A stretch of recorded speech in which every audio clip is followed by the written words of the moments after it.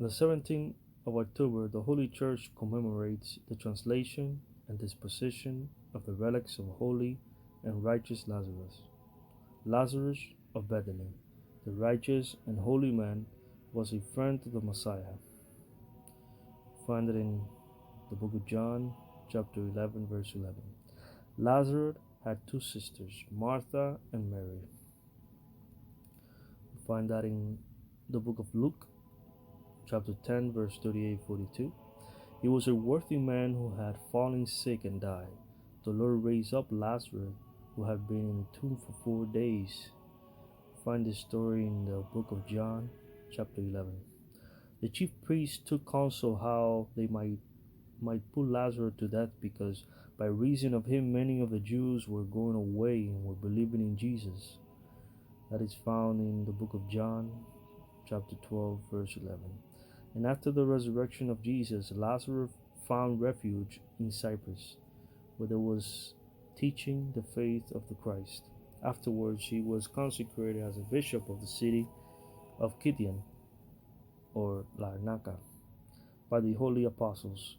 Now the righteous Lazarus had a great longing to behold the Theotokos, who he had not seen in a long while.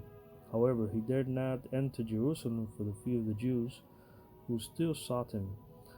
The Theotokos learned of his and wrote to Bishop Lazarus, the true friend of her son, a letter wherein she comforted him. She asked him to send a ship to her, that she might visit him in Cyprus, for she would never demand of him to come to Jerusalem for her sake. When the holy Lazarus read her letter, he was filled with tremendous joy, and at the same time marveled at her great humility. Without a moment delay, he sent a ship for her along with a letter of reply. Thereupon the Theotokos, together with Christ's beloved disciples, John and others, reverently accompanied them and set sail.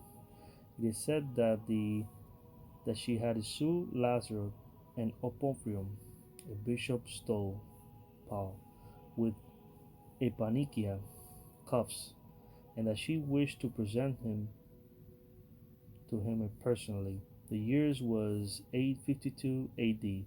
After the Virgin returned from Athos, she delivered the vestments.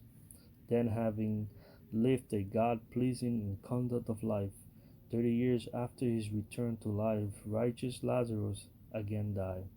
He was buried in that place upon his repose.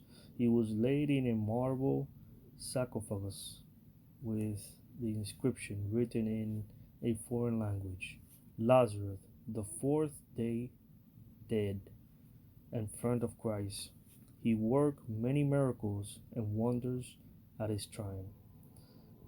After the passage of many centuries, in the year 890, Emperor Leo VI, the wise or philosopher, 886 to 912, being moved by the godly zeal and divine inspiration, built the largest and most beautiful church to the name of the holy and righteous Lazarus, and also founded a monastery dedicated to him. After he had completed the church, Leo sent to Cyprus and had the sacred relics brought to the capital. When the relics were translated to Constantinople, the emperor placed them in a silver reliquary and stored the precious and holy treasure in the newly built church. The commemoration of the dispositions of the relics at Constantinople is also commemorated this day, the 17th of October.